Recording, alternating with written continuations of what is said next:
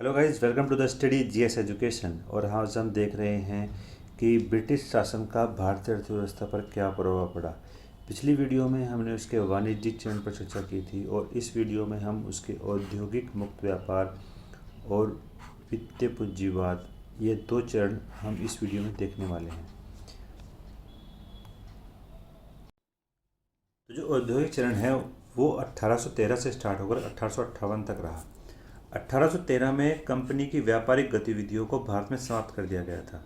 केवल चीन के साथ चाय के व्यापार को इसमें छूट प्रदान की गई थी।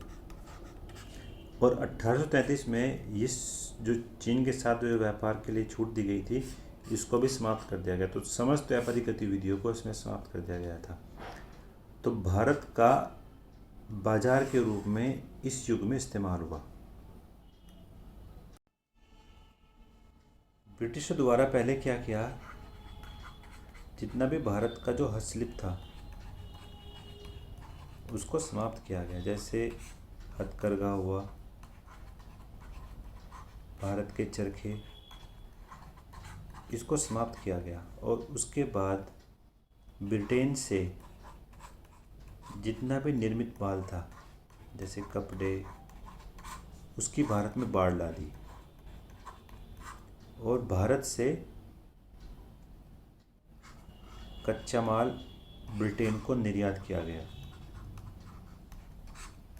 तो इसका परिणाम ये हुआ कि भारत में बेरोजगारी बढ़ी।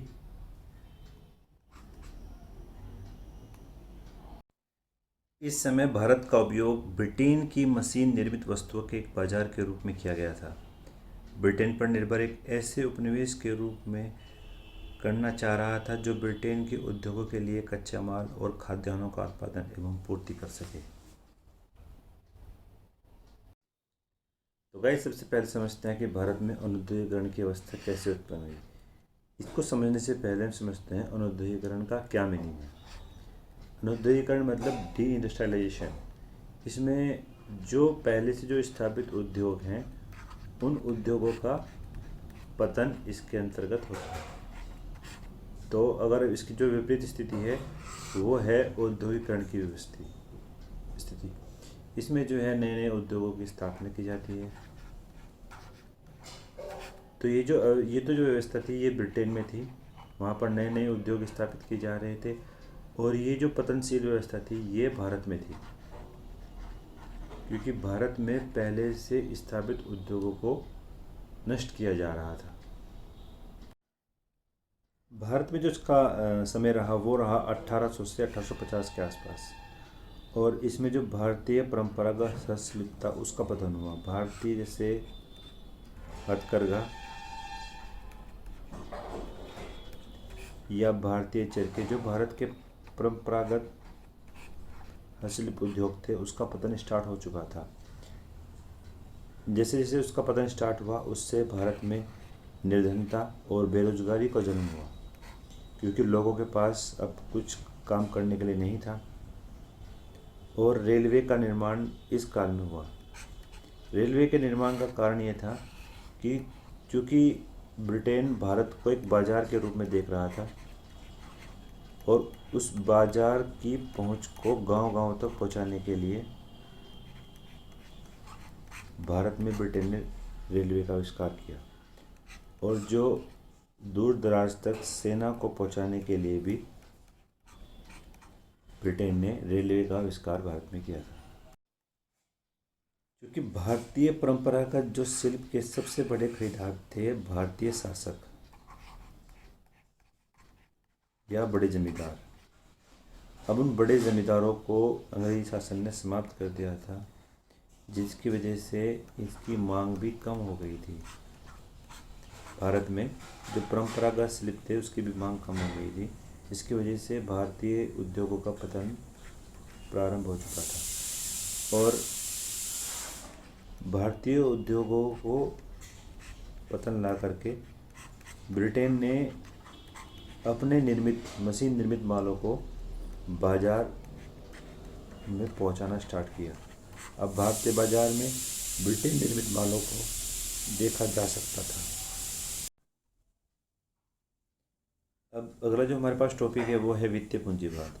वित्तीय पूंजीवाद का जो काल रहा है वो 1860 के बाद का काल रहा है, क्योंकि 1857 के बाद जो पहला संग्राम हुआ था भारत की आज़ादी के लिए, उसके बाद अंग्रेज़ों की रणनीति में बहुत चेंज आया। अब अंग्रेज पूंजीपति भारत में पूंजी निवेश के लिए आतुर थे, क्योंकि यहाँ पर उनको गारंटी मुनाफा मिल रहा था। जैसे रेलवे के निर्माण के लिए अंग्रेजी पूंजीपतियों को 5% का गारंटी मुनाफा था। मतलब अगर रेलवे अगर हानि होती है तब भी उनको 5% मुनाफा दिया जाएगा। भारत में जो पूंजी निवेश के जो क्षेत्र चुने गए वो चुने गए सरकार को ऋण देना, रेलवे निर्माण, सिंचाई परियोजना, चाय और कॉफ़ी रबड़ के बाग, कोयला खाने, जूट मिलें, जहाजरानी और बैंकिंग व्यवस्था। बैंकिंग व्यवस्था में बैंकिंग व्यवस्था के अंदर जॉइंट बैंकों की स्थापना की गई थी। जो पंजाब नेशनल बैंक है, पीएनबी बैंक की, जो उसकी स्थापना की गई थी वो की गई थी 1895 में। 1895 में इसकी स्थापना की गई थी। और जो बैंक ऑफ इंडिया है इसकी जो स्थापना की गई थी वो की गई थी 1906 में। और इसी तरीके से ही इंडियन बैंक की स्थापना की गई, वो की गई थी 1907 में। और central bank of the Mysore जो इसकी स्थापना की गई थी वो की गई थी 1913 में। तो ये भारतीय द्वारा इसमें जो है केवल पंजाब नेशनल बैंक की स्थापना की, बाकी सारे जो हैं एक विदेशी बैंक थे। और इसी तरीके जॉइंट बैंकों की स्थापना की गई थी। अगर हम बात करें रेल निर्माण के बारे में, तो रेल निर्माण का सबसे प्रथम जो प्रयास किया गया था वो किया गया था डलहौजी द्वारा।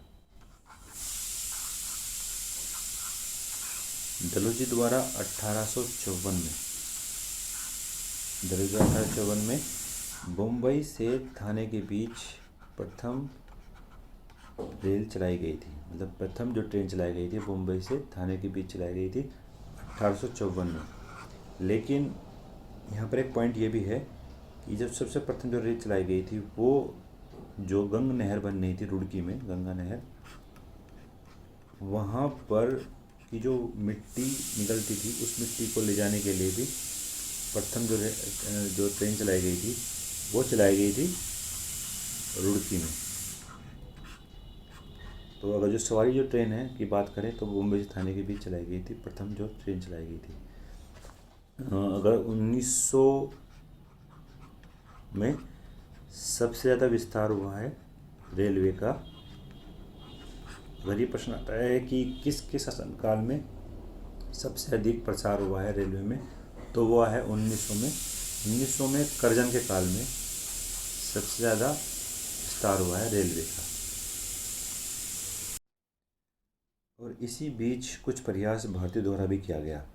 भारतीयों द्वारा सूती वस्त्र की जो प्रथम मिल थी वो 1853 में लगाई थी बम्बई में। बम्बई में 1853 में सूती वस्त्र की जो मिल लगाई थी वो लगाई थी कावसजी नाना भाई ने। कावसजी नाना भाई ने प्रथम सूती मिल जो लगाई थी वो लगाई थी 1853 में। और सिरसा में पहली जूट मिल लगाई थी। और इसी बीच Tata iron and steel company की भी स्थापना की गई थी। अब जब वर्ल्ड वार स्टार्ट हुआ, फर्स्ट वर्ल्ड वार जब हुआ 1914 में, तब भारतीय उद्योग के लिए ये एक अच्छी बात रही कि भारतीय उद्योग ने इस बीच एक अच्छा मुनाफा कमाया। युद्ध के दौरान देश में बने सामानों को देश के अंदर और देश के बाहर एक मंडी प्राप्त हुई। युद्ध के दौरान उनको ठेके मिले, कच्चा माल काफ़ी सस्ता मिला और उत्पादित माल के लिए एक ऊंची कीमत अब मिलनी स्टार्ट हो चुकी थी, क्योंकि जो विकासशील जो देश थे वो युद्ध में व्यस्त थे। और इसी युद्ध में व्यस्तता के कारण एक भारतीय जो उद्योग थे उनको पनपने का एक सही मौका मिल चुका था। नेक्स्ट जो हमारे पास टॉपिक है वो है धन का बहिर्गमन, यानी ड्रेन ऑफ वेल्थ। अगर हम इसका मतलब समझते हैं तो पहले इसकी परिभाषा देखते हैं क्या होता है। कि इसमें वे भुगतान शामिल होते हैं जो भारत द्वारा ब्रिटेन को बिना किसी प्रतिफल या उत्तरदायित्व के दिए गए। आप इसको इस तरह समझें, जैसे आप शॉप पे जाते हैं कुछ सामान खरीदने के लिए, आप यहाँ पर गए और आपने उसको पैसे दिए और आपने उस शॉपकीपर ने आपको कुछ सामान जो है उसको एवज़ में दिया। लेकिन यहाँ पर क्या हो रहा था, यहाँ पर एक ऐसी व्यवस्था चल रही थी जिसमें ब्रिटेन और इंडिया से ब्रिटेन को पैसा चाह रहा था, लेकिन ब्रिटेन इंडिया को इसके एवज़ में कुछ भी नहीं दे रहा था। मतलब बिना किसी प्रतिफल के इंडिया से ब्रिटेन की तरफ पैसे का बहाव हो रहा था। 1867 में दादाभाई नौरोजी ने सबसे पहले ये बताया कि धन का बहिर्गमन हो रहा है ब्रिटेन की तरफ। उन्होंने अपनी पुस्तक the poverty and the British rule in India में यह बात बताई। और ऐसे एक विद्वान हुए रमेश चंद्र दत्त, जिन्होंने अपनी पुस्तक इकोनॉमी हिस्ट्री ऑफ इंडिया में धन के बहिर्गमन का वर्णन किया। इनकी जो पुस्तक है इसको भारतीय आर्थिक इतिहास की पहली पुस्तक भी कहा जाता है। तो आर्थिक पहली इतिहास की प्रथम जो पुस्तक है वो है इकोनॉमी हिस्ट्री ऑफ इंडिया। एक अन्य विद्वान हुए महादेव गोविंद रनाडे। महादेव गोविंद रनाडे ने अपने एक व्याख्यान में यह बताया कि राष्ट्रीय पूंजी का 1/3 हिस्सा किसी न किसी रूप में ब्रिटिश शासक द्वारा भारत को या भारत से ले जाया जा रहा है और उसके प्रतिफल या उसके एवज में भारतीयों को कुछ भी नहीं प्राप्त हो रहा है। तो हमने एक टॉपिक देखा कि ब्रिटिश शासन का भारतीय अर्थव्यवस्था पर क्या प्रभाव रहा। नेक्स्ट वीडियो में हम इससे संबंधित जो हमारे पास जो क्वेश्चंस हैं, जो प्रीवियस ईयर क्वेश्चन आए हुए हैं एग्ज़ाम में, हम वो क्वेश्चन नेक्स्ट वीडियो में देखेंगे। Thank you so much for watching. Please like और शेयर करते रहें और इस चैनल को सब्सक्राइब भी कर दें नेक्स्ट वीडियो से जुड़ने के लिए हमारी। Thank you so much. जय हिंद।